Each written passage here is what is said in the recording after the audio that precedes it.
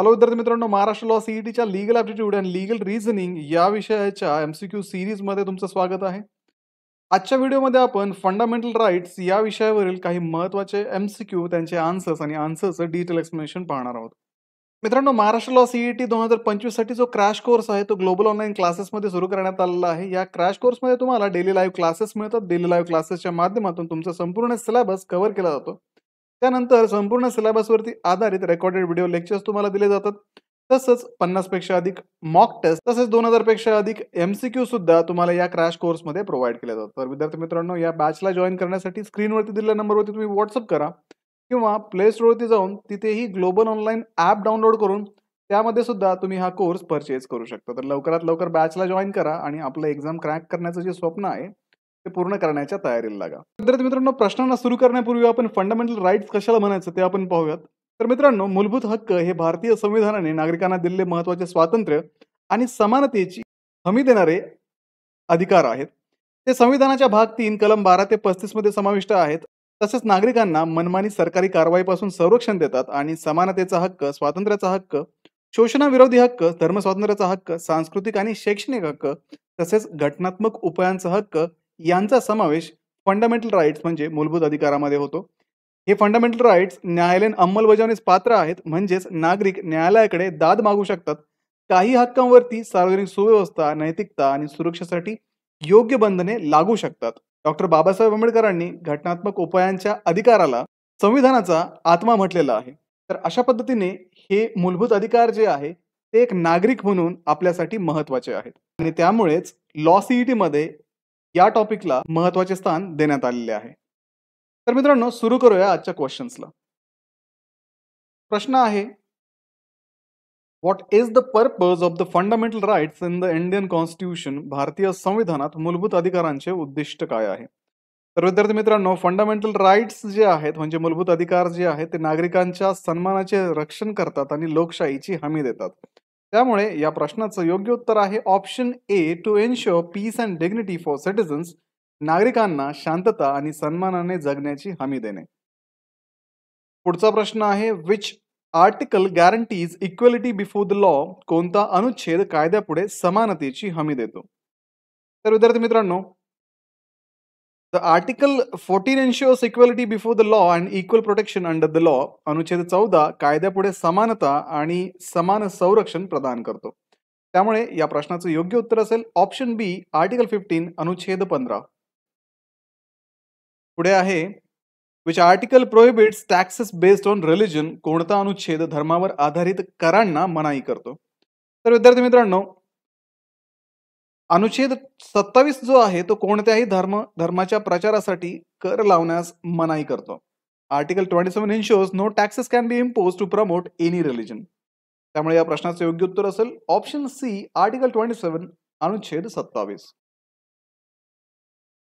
पुढचा प्रश्न आहे, which fundamental right prohibits untouchability? कोणता मूलभूत अधिकार अस्पृश्यता प्रतिबंधित करतो? तर विद्यार्थी मित्रांनो, अनुच्छेद 17 जो आहे तो अस्पृश्यता रद्द करतो आणि ती गुन्हा ठरवतो. The article 17 abolishes untouchability and declares it a punishable offense. So the correct answer will be option B, article 17 अनुच्छेद 17.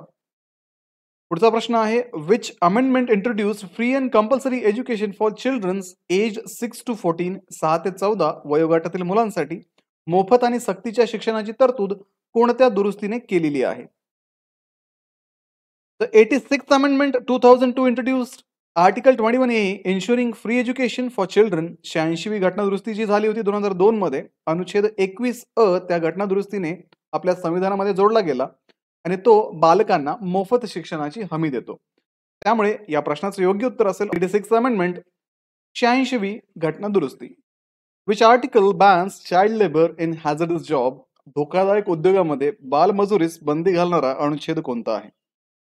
Article 21 prohibits the employment of children under 14 in dangerous jobs. अनुच्छेद 24 हा धोकादायक उद्योगांमध्ये, व्यवसायांमध्ये 14 वर्षाखालील मुलांना काम करण्यास बंदी घालतो. त्यामुळे या प्रश्नाचं योग्य उत्तर असेल ऑप्शन बी, आर्टिकल 24 अनुच्छेद 24. पुढचा प्रश्न आहे, which of the following is not a freedom under article 19 खालीलपैकी कोणते स्वातंत्र्य अनुच्छेद 19 अंतर्गत नाही? Article 19 guarantees 6 freedoms but bearing arms is not one of them. अनुच्छेद 19 जो आहे तो 6 स्वातंत्र्यांची हमी देतो, पण शस्त्रे बाळगण्याचं स्वातंत्र्य त्याच्यामध्ये नाहीये. त्यामुळे ऑप्शन बी हे याचं योग्य उत्तर आहे, शस्त्रे बाळगण्याचे स्वातंत्र्य. पुढचा प्रश्न आहे, which writ orders a public authority to perform its duty? कोणते परवाना रिट सार्वजनिक अधिकाऱ्याला त्याचे कर्तव्य पार पाडण्याचा आदेश देते? तर विद्यार्थी मित्रांनो, या प्रश्नाचं योग्य उत्तर आहे मॅन्डमस, ऑप्शन ए.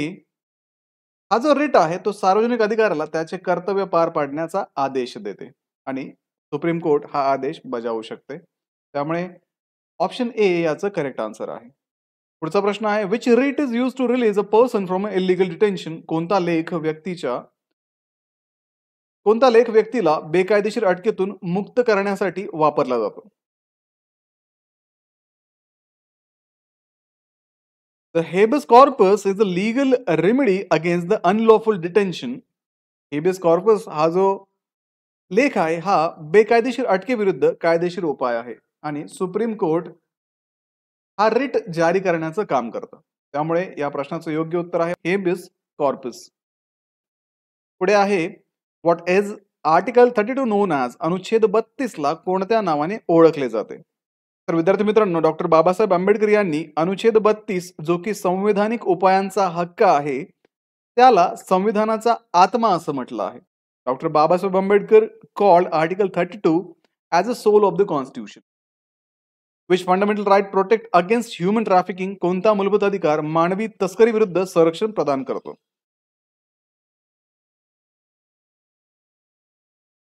अनुच्छेद 23 हा मानवी तस्करी आणि सक्तीच्या मजुरीवरती बंदी घालतो. Article 23 prohibits human trafficking and force labour. त्याच्यामुळे या प्रश्नाचं योग्य उत्तर असेल आर्टिकल 23 अनुच्छेद 23.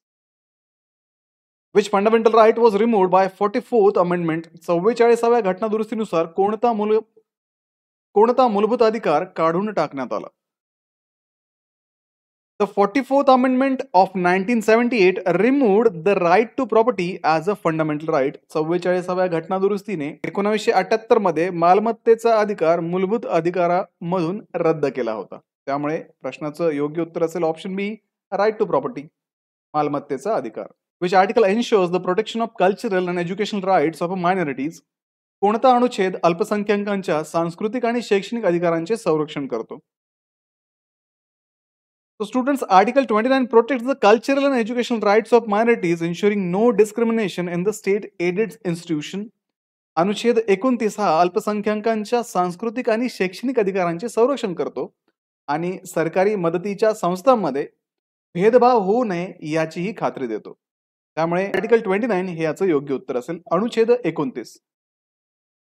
पुढचा प्रश्न आहे, during which situation can fundamental rights be suspended? कोणत्या परिस्थितीत मूलभूत अधिकार निलंबित केले जाऊ शकतात? तर विद्यार्थी मित्रांनो, राष्ट्रीय आणीबाणीच्या वेळेस अनुच्छेद 352 अंतर्गत या कालावधीमध्ये काही मूलभूत अधिकार निलंबित केले जाऊ शकतात.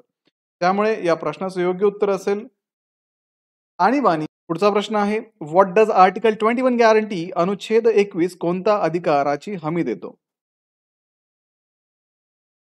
Article 21 ensures the protection of a life and personal liberty.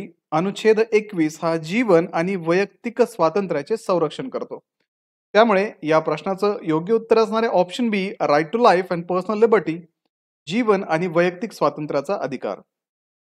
पुढचा प्रश्न आहे, which article allows minorities to establish educational institution?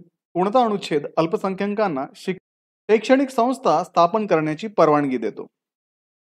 Article 30 grants minorities the right to set up and manage their own educational institutes. अनुच्छेद 30 हा जो अनुच्छेद आहे तो अल्पसंख्याकांना स्वतःच्या शैक्षणिक संस्था स्थापन करणे आणि व्यवस्थापित करण्याचा अधिकार देतो. त्यामुळे या प्रश्नाचं योग्य उत्तर असेल आर्टिकल 30 अनुच्छेद 30. तर मित्रांनो, हे होते मूलभूत अधिकार या टॉपिक मधून काही महत्त्वाचे एमसीक्यू, त्यांचे आन्सर्स आणि आन्सर्सचं आपण डिटेल एक्सप्लेनेशन आजच्या व्हिडिओमध्ये पाहिलं. व्हिडिओला लाईक करा, तुमच्या मित्रांना हा व्हिडिओ शेअर करा. सोबतच ग्लोबल ऑनलाईनला सबस्क्राईब करा, कारण ही जी व्हिडिओ सीरीज आहे ती अशीच चालू राहणार आहे. तसंच ग्लोबल ऑनलाईन क्लासेसमध्ये 3 इयर लॉ सीईटी आणि 5 इयर लॉ सीईटीसाठी जो क्रॅश कोर्स आम्ही सुरू केलेला आहे, त्या क्रॅश कोर्सला जॉइन करण्यासाठी स्क्रीनवरती दिलेल्या नंबरवरती तुम्ही व्हॉट्सअप करा किंवा प्ले स्टोअरवरती जाऊन तिथेही ग्लोबल ऑनलाईन ॲप तुम्ही डाउनलोड करू शकता आणि त्याच्यामध्येही हा कोर्स परचेस करू शकता. तर भेटूया पुढच्या व्हिडिओमध्ये. तोपर्यंत एक्झामचं प्रिपरेशन करत राहा. Thank you.